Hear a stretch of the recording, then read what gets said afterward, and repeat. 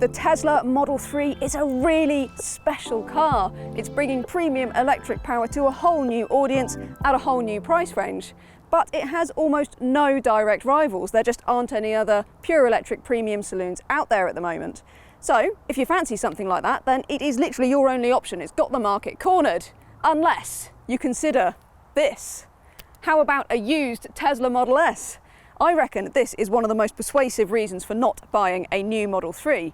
But the question is, what's it like actually as a used car? We know it was a revolution when new. We know it is still one of our favourite new electric cars. It's just wonderful. But a used buy is a whole other prospect. So we have got a 25,000 mile 2017 Model S 75D right here, and we are going to pitch it up against our brand spanking new Model 3 Standard Range Plus and find out which one is best.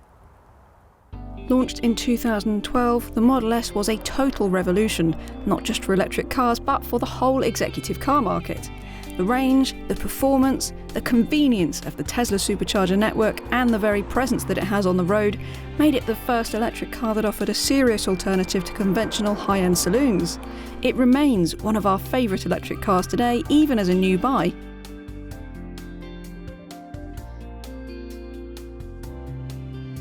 Tesla has currently got a habit of changing the prices and equipment of its new car lineup more often than Elon is in the news, so obviously check out the Tesla site for the latest prices.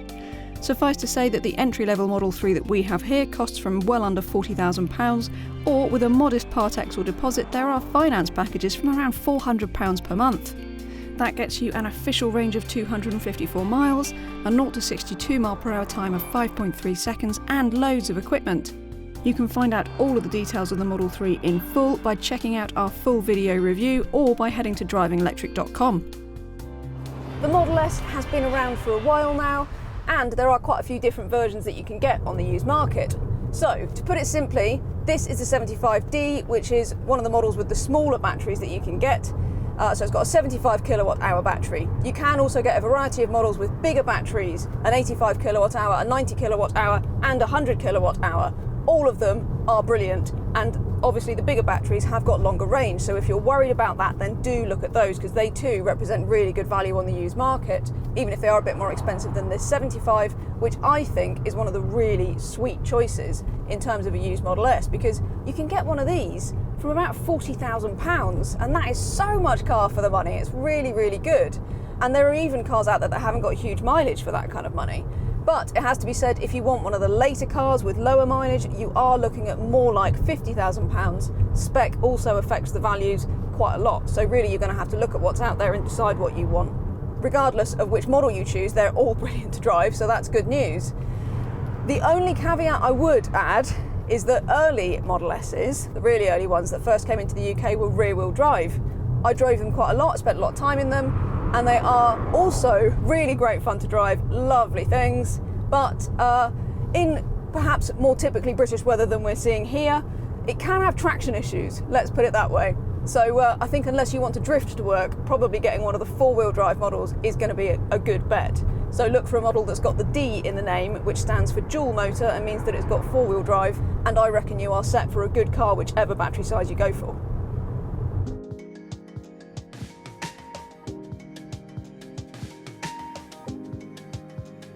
Let's deal with the Model S first, because it's the fear of a reduced range on a used electric car that puts a lot of people off. Now, like I said, the 75D that we have here is one of the smallest batteries you can get in the Model S.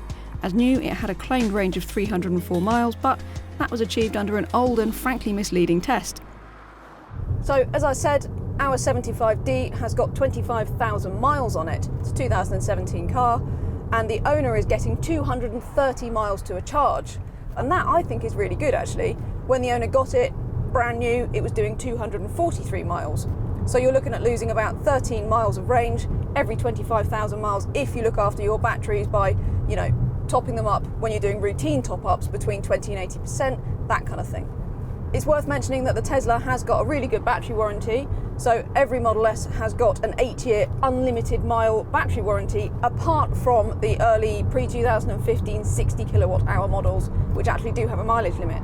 Even so, warranty is really good, and the range, even on this smaller battery model by Model S standards, is very good.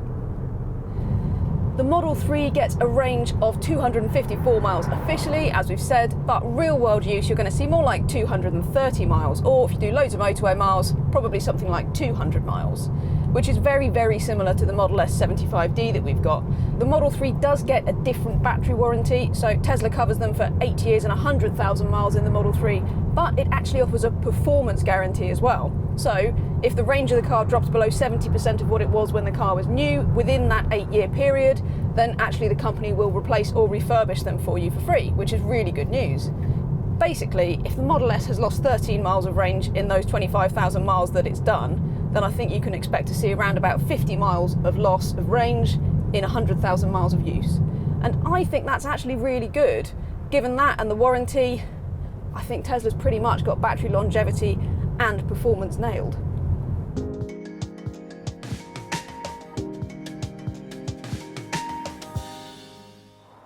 One of the reasons that the Model S is such a giant of a car is because it was so good to drive, is so good to drive. And I mean that because although it felt incredible back when it was launched, so ahead of its time, it still feels absolutely top of its class in the way it drives right now. I mean, it really is just spectacular. It's got a real kind of aura of executive one-upmanship to it that the Model 3 actually doesn't have. The Model 3 definitely feels like the junior to this car, as it well should. And not only that, but this 75D, which don't forget, is one of the cheapest used Model S's that you can get.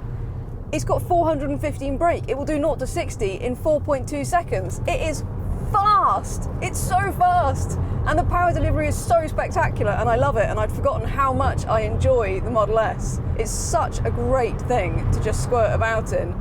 It's not a playful car. It doesn't handle as well as plenty of the other rear-wheel drive, big German execs and this kind of thing. It's much heavier, more flat-footed than those. I'd say it's more flat-footed and heavier than the Model 3 as well, actually. That's one of the things that does differentiate them. But for all that, it's just such a lovely thing to cruise about in. And when has straight line speed ever not been fun, right? So it's aging brilliantly, basically, is what I'm trying to say about this car. It's aging brilliantly in the way it drives. It's even aging brilliantly in terms of the way the materials and stuff are faring up in this car, I have to say. So it's pretty good. It's not marked too badly, even though this has got the white and black interior. The Model 3 feels very different to the Model S. That's actually one of the best things about it, is that it does feel like a different character of car. So of course this Standard Range Plus, it's rear wheel drive, it's 245 brake horsepower, much lighter and more compact than the Model S, so 0 to 60 in about 5.3 seconds. And do you know what? I think the main thing that I take away from this, this is the more comfortable car. It's definitely got a slightly better ride. And I think in the UK particularly, and on roads like this, the Model 3 just feels so well suited, because actually having less power, but much more accessible power. It's got loads of grip, this car, despite being rear-wheel drive. Honestly, you feel like you can use 100% of its potential, really enjoy the way that it just feels very slick, very fluid. It's a really lovely car to drive on British roads, and it just feels very appropriate, and I really like that about it. So which one's best to drive? Well, it's so hard to say, because apart from anything else, you can obviously get four-wheel drive Model 3s, which will be much closer to the Model S on performance, if not, frankly, better than the Model S 75D on performance if you go for the top-spec Model 3. So there's that, and there's also the fact that they are just very different cars. But if I have to pick one, I think because of the added comfort, because it just feels that much lighter and more nimble and that much better on UK roads in particular, although I do absolutely love the way the Model S goes down the road, I'm going to chalk this one up to the Model 3 just.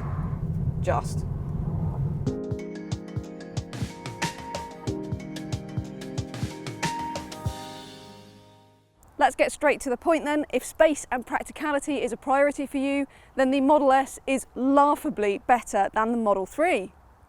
Of course, you will get 4 adults reasonably comfortably in the Model 3, but it is a bit short of headroom in those rear seats, and the boot is quite an odd shape, although you do get a front boot, or what's known as a frunk as well, of course, and that's really good for storing cables. But just look at the Model S. It is huge with proper limo-like comfort. Still, the Model 3 does score well for interior finish, since that cabin looks and feels a bit higher quality than the S's in many ways, even though I'd add that neither is up to the perceived interior quality that you get in conventional alternatives from Audi, BMW and Mercedes. Other things to know, both of these cars of course can use the Tesla supercharger network, which is exclusive to Tesla, and it is fast enough that you're going to get about 150 miles of range into these two in about 30 minutes at the cost of some £10. It is worth mentioning that some very early Model S's pre-2016 actually do get free supercharging, or if they're registered after the 1st of January 2017, then most of them get 1,000 miles of free supercharging per year. Best thing to do is to check with the owner or the dealer when you're looking at the car, because you can check on the Tesla account as to what the status of the car is regards its supercharging.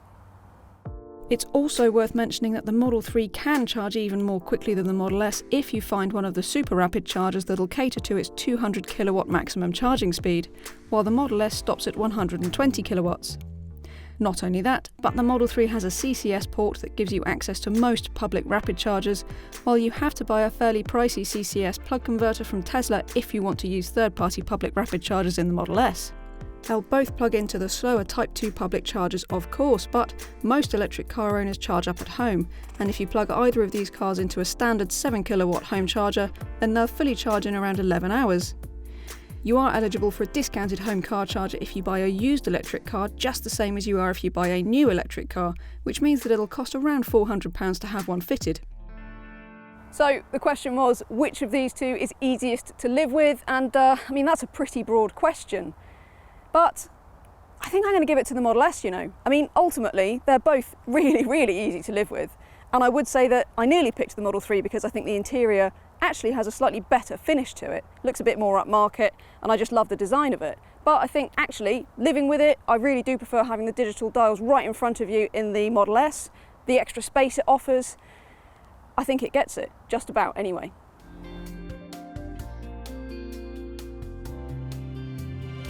All that's left to do, really, is the hardest thing of all and actually decide between these two. Look, ultimately, the answer to which of these cars is best is going to come down to your lifestyle. If you don't really need the space in the Model S, then I have to say I'm going to have to give it to the Model 3 because it just feels so lovely inside. It's so perfect to drive, especially for UK roads. I just love it. I think it's such a great little car. But I have to say, I can really see why you would go for the Model S instead, because it's got the executive one-upmanship, the general aura of the thing means that this still feels like so much car for your money, even if you're spending £50,000 or way over that for a used Model S. So like I said, ultimately it's going to come down to your lifestyle and your priorities as to which one is better, but which one would I choose? I'd have the Model 3. Head to DrivingElectric.com for all of the electric and hybrid car advice, news and reviews you could possibly want. And check us out on Twitter, Facebook and Instagram. While you're here, don't forget to hit subscribe on our YouTube channel.